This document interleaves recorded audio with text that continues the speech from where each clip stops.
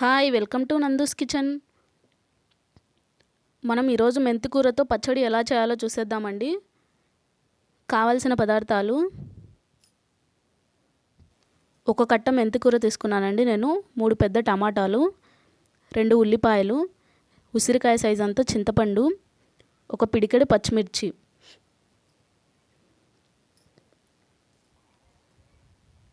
కొంచెం కొత్తిమీర, ఒక వెల్లుల్లిగడ్డ, వేయించిన జీలకర్ర పొడి, సాల్ట్. ఇప్పుడు తయారీ విధానం ఎలానో చూసేద్దాం. స్టవ్ ఆన్ చేసి కడాయి పెట్టానండి.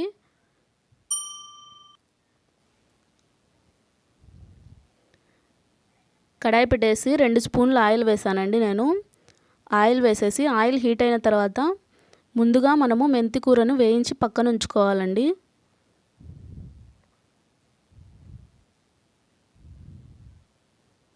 చూడండి, ఆయిల్ హీట్ అయిన తర్వాత మనం ముందుగా ఒక కట్ట మెంతికూర తీసుకున్నాం కదా, అది మొత్తం చిన్న చిన్న ముక్కలుగా కట్ చేసి ఉంచేసుకున్నాను.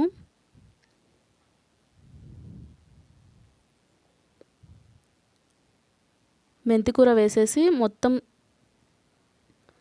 కొంచెం పచ్చిదనం పోయే వరకు అలా వేయించుకోవాలండి. మెంతికూర ఆయిల్లో ఎందుకు ఫ్రై చేస్తున్నామంటే కొంచెం చేదు ఉంటుందండి మెంతికూర. అలా చేదు లేకుండా ఉండడానికి ఇలా ఆయిల్లో ఫ్రై చేసేసుకోవాలి.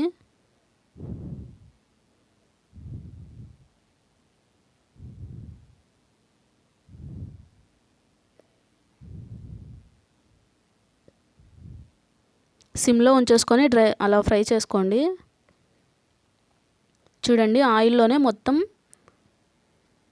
తేమ అంతా పోయి మొత్తం డ్రైగా అయిపోయింది కదా, అలా అయ్యేంత వరకు ఫ్రై చేసుకోవాలి. ఇప్పుడు ఈ మెంతి కూరని మనం పక్కన ఉంచేసుకుందాం.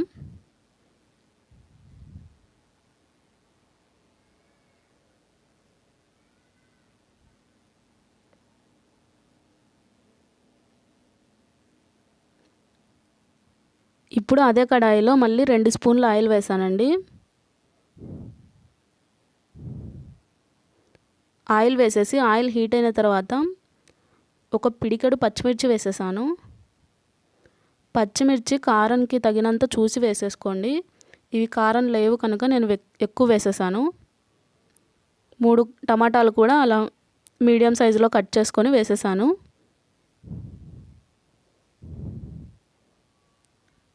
రెండు ఉల్లిపాయలు కూడా అలానే మీడియం సైజులో కట్ చేసేసుకొని వేసేసుకోండి.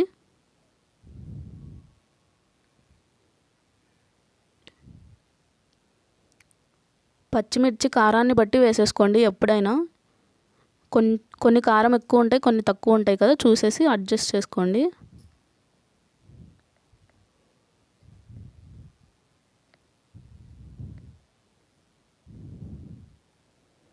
ఇవి వేసేసుకున్న తర్వాత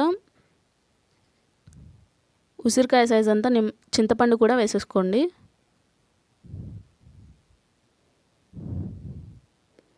ఆయిల్లో మొత్తం కలిసేలాగా అలా కలిపేసుకొని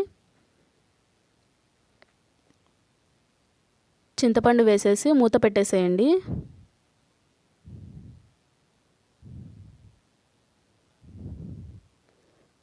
ఒక్క నిమిషం అలా మగ్గిన తర్వాత చింతపండు వేసేయండి.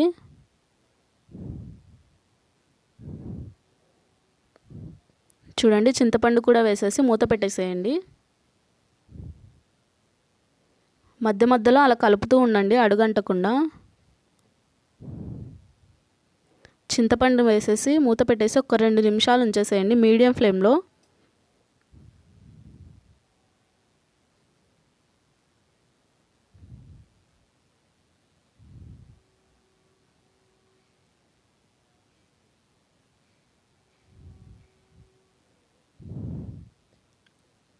ఇప్పుడు మూత తీసి చూసేద్దాం మగ్గిపోయాయో లేదో. చూడండి, 2 నిమిషాల తర్వాత అలా మగ్గిపోయాయి. పూర్తిగా మగ్గిపోవాల్సిన అవసరం లేదండి, ఒక 70% మగ్గితే సరిపోతుంది. మరి పూర్తిగా మగ్గిపోతే ఏం బాగుండదు. ఇప్పుడు ఈ పచ్చడిని రోట్లో దంచేసుకుందాం. మనము ముందుగా పచ్చిమిర్చి వేసేసాను. మనం మగ్గబెట్టుకున్నాం కదా, ఆ పచ్చిమిర్చి మొత్తం తీసేసుకొని ముందు పచ్చిమిర్చి వేసేసాను. రుచికి సరిపడినంత సాల్ట్ వేసేసుకోండి. సాల్ట్ వేసేసి పచ్చిమిర్చి మెత్తగా అయ్యేంత వరకు దంచేసేయండి.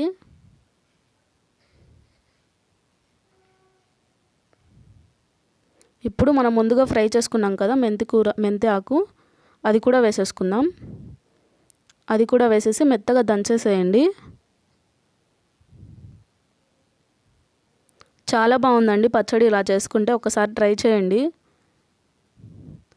మీరు చేస్తే ఎలా వచ్చిందో నాకు కామెంట్ చేయండి.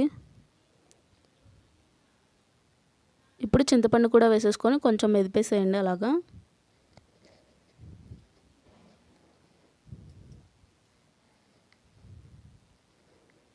ఇప్పుడు ఉల్లిపాయ టమాటా కూడా వేసేసుకుందాం.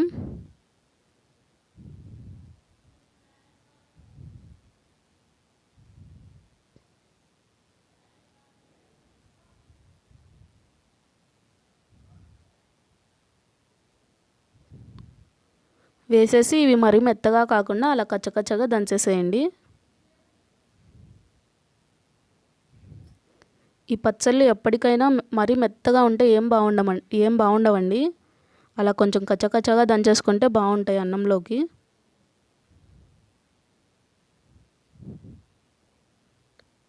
ఇప్పుడు సగం గడ్డ వెల్లుల్లిపాయలు కూడా వేసేసుకొని దంచేసుకుందాం. 1/2 టీ స్పూన్ వేయించిన జీలకర్ర పొడి కూడా వేసేసుకొని దంచేసుకోండి.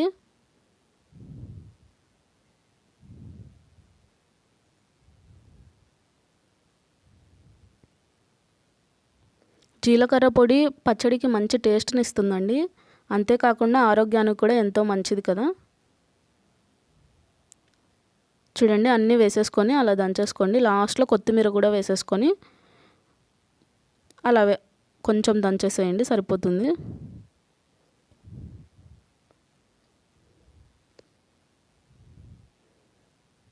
అంతే అండి,